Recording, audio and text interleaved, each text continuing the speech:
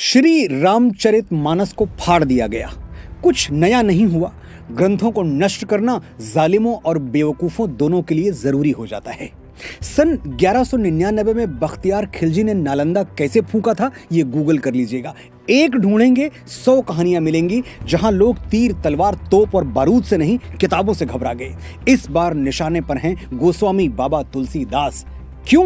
क्योंकि उन्होंने श्री रामचरितमानस में लिख दिया, ढोल गंवार सूद्र पशु नारी सकल ताड़ना के अधिकारी।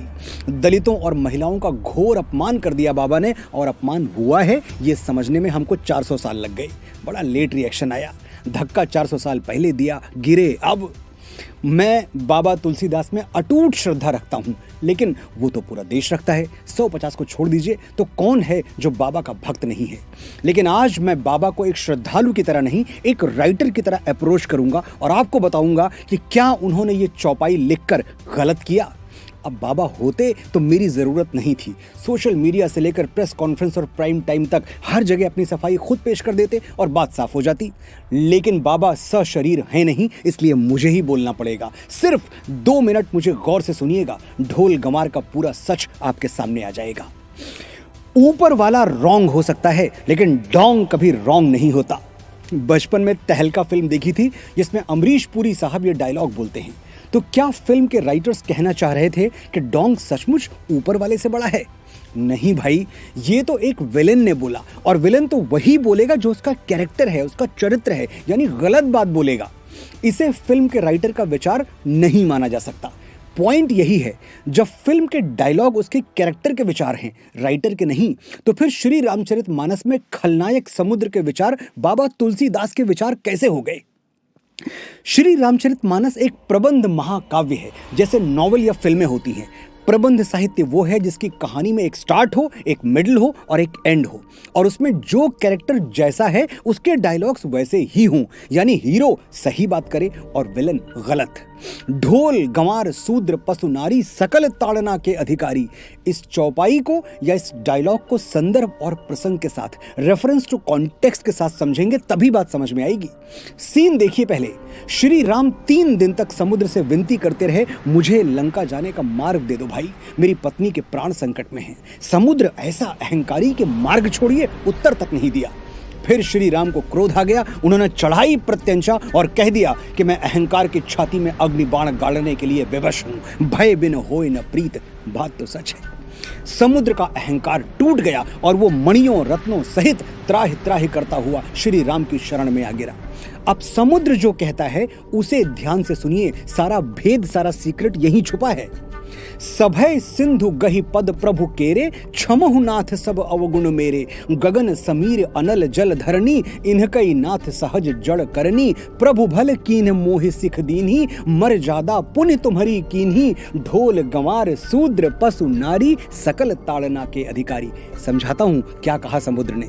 हे प्रभु, मुझे क्षमा कर दीजिए। आकाश, हवा, धरती और वायु की तरह जल भी जड़ है, मैं भी जड़ हूं, मुझ में सोचने समझने की शक्ति नहीं है।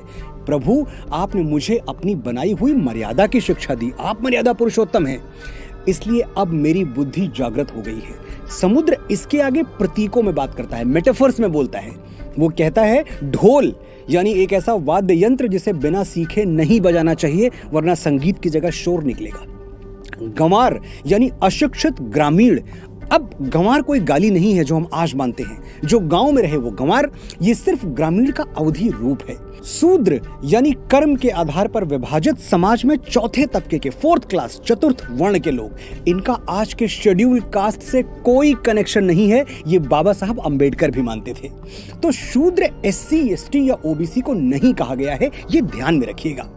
आगे समुद्र कहता है पशु यानी मनुष्य को छोड़कर सभी जीव जंतु, और नारी जिसे मिडिवल पीरियड में शिक्षा से दूर रखा गया था।